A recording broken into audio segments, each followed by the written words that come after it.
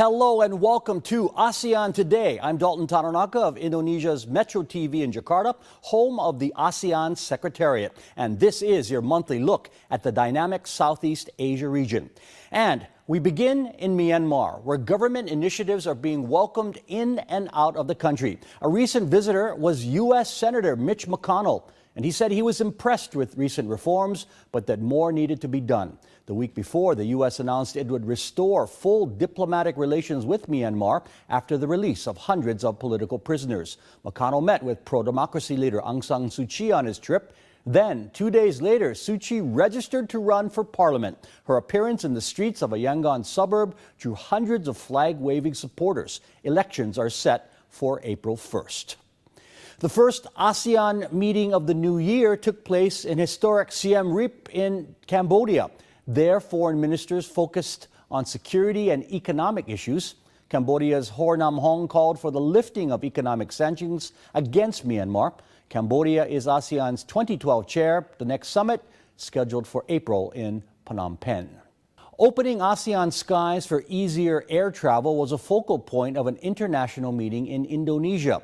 Tourism ministers gathered in Manado in North Sulawesi to do their part in the goal of an ASEAN community. They pushed for the implementation of the ASEAN-China Air Transport Agreement that would increase accessibility between member states and what is the main market for ASEAN tourism.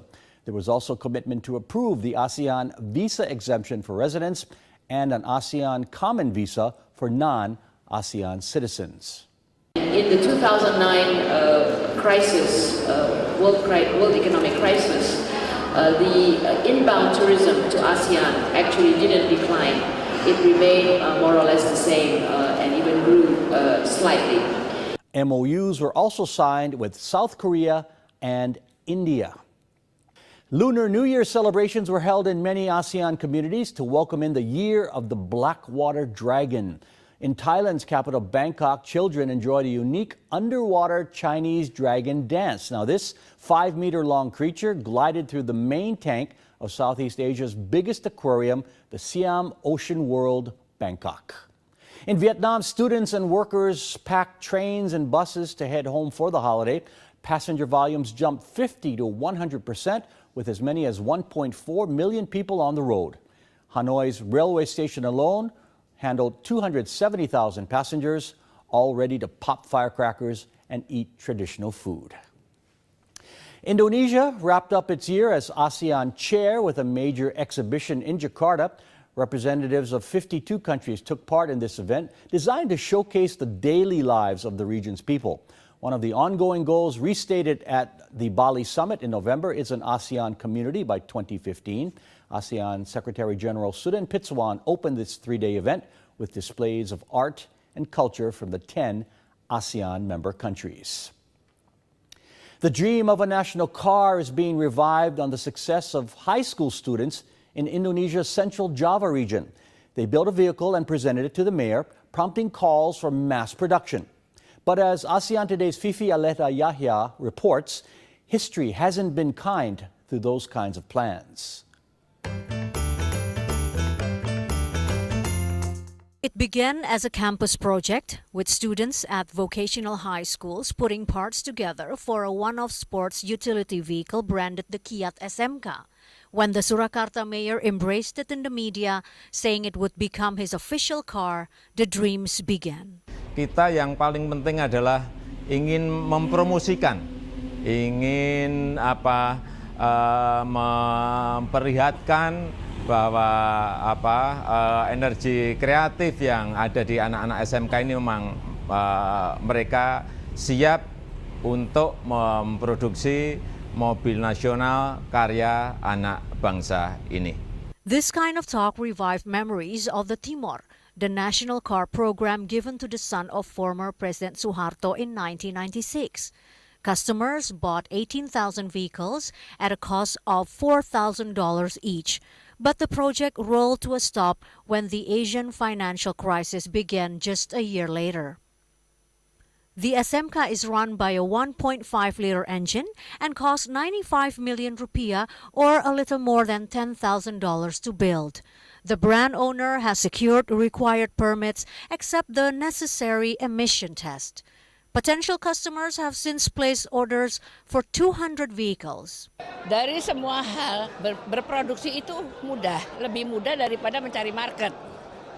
Nah, kita dukung itu dengan market. Kelihatannya semuanya membuka tangan untuk menerima mobil tersebut. But other government leaders are saying slow down. Any move to revive a national car program must comply with World Trade Organization rules. Industry Minister M.S. Hidayat said the government is happy to lay the groundwork in general. Membantunya dengan memberikan kebijakan fiskal, ya, memberikan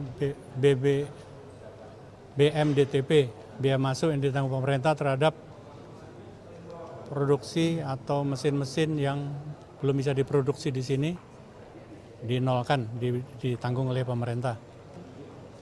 Terus kalau investornya mau dapat kredit, mungkin kita ikut membantu supaya dikasih kredit, gitu ya.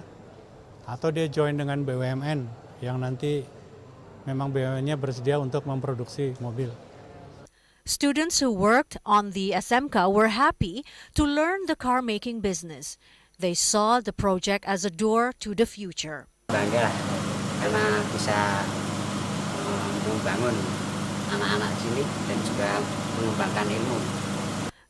Car sales accelerated 20% last year, and projections are for more sales growth this year as the middle class continues to grow. Whether this high school project becomes the next national car or even joins the domestic market remains a feel-good dream for those involved. Fifi Aleda Yahya for ASEAN Today. ASEAN Today will continue shortly. In the hot seat this month, this movie star on a spiritual mission in Indonesia.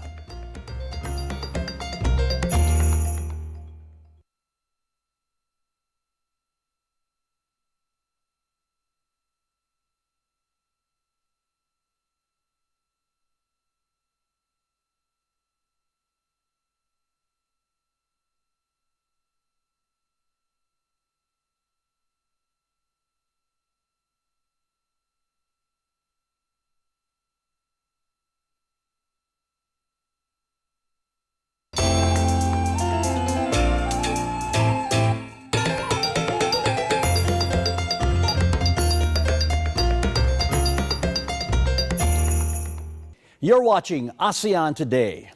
A celebrity visit to Indonesia's most popular tourist site refocused attention on the need to preserve the region's historical treasures.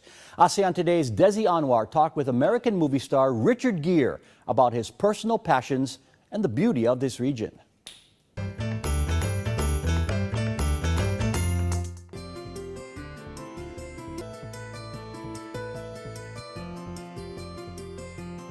All these extraordinary islands, different cultures, different languages, different magic that's going on all over here, still being discovered.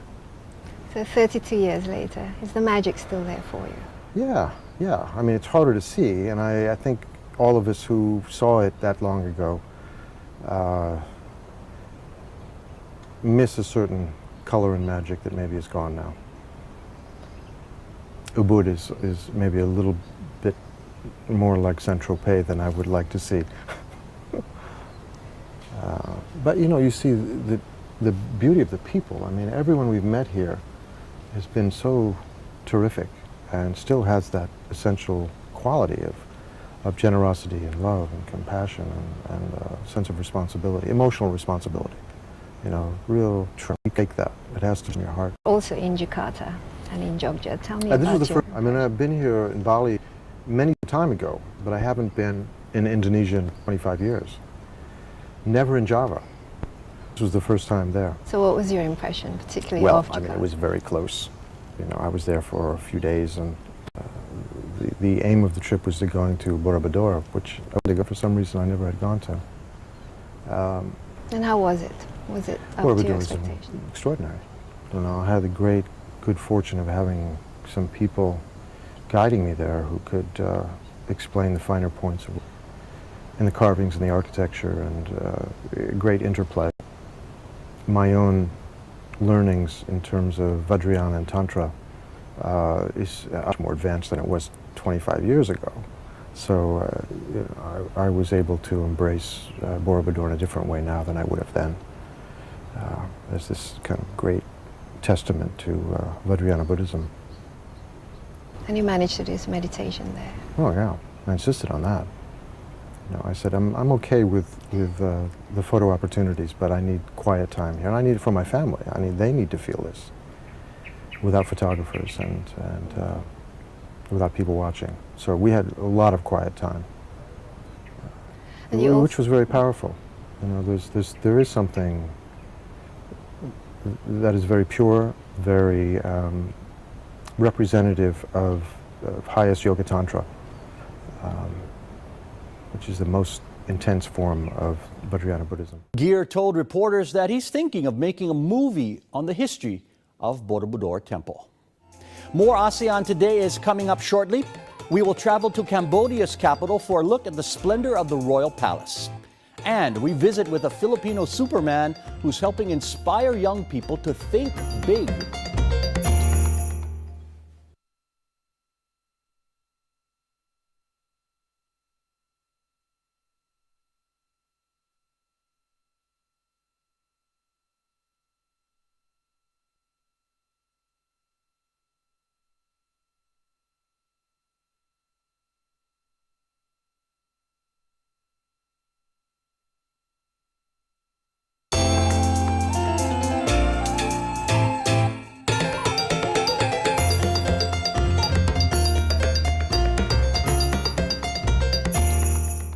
This is ASEAN Today, the monthly program on the world's most dynamic region. I'm Dalton Tanonaka in Jakarta.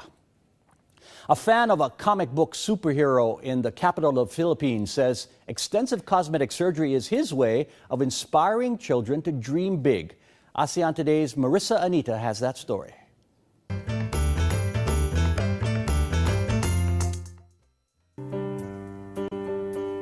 Herbert Chavez has taken his love for Superman very seriously.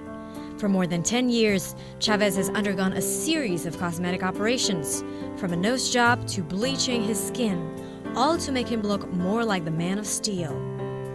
The fashion designer was once an average brown-skinned Filipino. After surgery, his nose is more pointed and his thighs slimmer.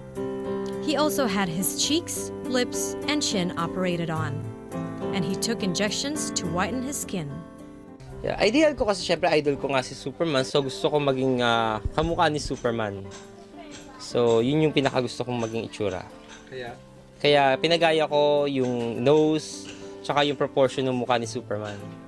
Chavez said he has loved Superman since he was a kid, ever since he saw the character lifting cars in the movies. His home is located near the home of the real-life national hero Jose Rizal. Inside, you'll find a Superman plastic cups, bedspreads, action figures, and life-size statues of the superhero. His neighbors in Calamba, south of Manila, refer to Chavez as the village Superman. Children play with him when they see him on the streets. Kalokohan man kung tutusin, pero sa mga bata, ito yung isa sa nagiging dahilan kung bakit sila nagiging masaya eh. Kahit pa paano nalilimutan nila, hindi nila napapansin yung nangyayari kung ano mang nangyayari sa mundo natin. Iba, natutuwa yung mga bata. Para sa akin, nakakatuwa na rin. Naliligayahan yung mga bata. His expertise with fabric enables him to design his own set of Superman costumes. Chavez says he's only a regular person who deeply idolizes the ideals of the fictitious character. He says doing good deeds is what makes a real hero. A lesson, he says, is worth teaching to children. Pakita lang po natin na kahit po tatay ka, nanay ka, lahat naman po ng tao pwedeng maging superhero. Costume lang po ang nagbabalot sa isang superhero. Pero kung may maganda kang ginagawa sa kapwa mo, sa bayan, sa social life mo, superhero ka pa rin. Sabi nga, lahat ng kapangyarihan nasa kamay mo yan. Nasa iyo na lang kung paano mo gagamitin yung kapangyarihan mo sa mabuting paraan. Chavez is planning to undergo another operation that will give him a more muscular abdomen. And he says he's looking at specialized surgery in Japan that will insert metal in his leg to give him more height. But to the children of Calamba, Chavez already stands tall enough. Here are several events on the ASEAN calendar. The APT Asian Poker Series runs from February 1st to the 7th in Cebu City. The Pasir Gudang World Kite Festival will fly from February 15th to the 19th in Johor, Malaysia. And on April 22nd, the first marathon race in Indonesia in 20 years at the BII Maybank Bali Marathon. A royal palace built 250 years ago stands as a glittering visitor attraction in Cambodia's capital. Asean Today's Barbara Ulrich takes us there. It's located in the heart of the capital, built in the 1860s during the reign of King Norodom I. This palace was designed as the royal family's residence and as a reception area for foreign dignitaries. The building was built by a Cambodian architect with the help of the French Protectorate. It covers an area of nearly 175,000 square meters. The Royal Palace was actually amazing because inside the Royal Palace there's quite a lot of small, small places. I mean, there's a silver pagoda, right? And there are other buildings as well inside the Royal Palace. It was when King Norodom moved from Odong to this palace, Phnom Penh became the official capital of Cambodia. The complex has several areas whose functions were adjusted over the years. The Moonlight Pavilion is where the king addressed the public and holds royal state banquets. The Silver Pagoda is a compound that features the Wat Phra Kaew Temple, better known as the Temple of the Emerald Buddha. This is where visitors can find many national treasures such as this gold and jeweled Buddha statue. The temple was inlaid with more than 5,000 silver tiles during King Norodom Sihanouk's reign. Also, you'll find a golden statue of Buddha, but the special thing about this statue is that it's not only made of golden, but it's also it's got diamonds all over it, about 2,000 diamonds all over the Buddha statue itself. But regular visitors aren't allowed to take picture or video footage inside. Because in the Silver Pagoda itself, there's quite a lot of precious metals and stones, so that naturally people, they don't want people taking pictures because it might, lead to something that is not expected.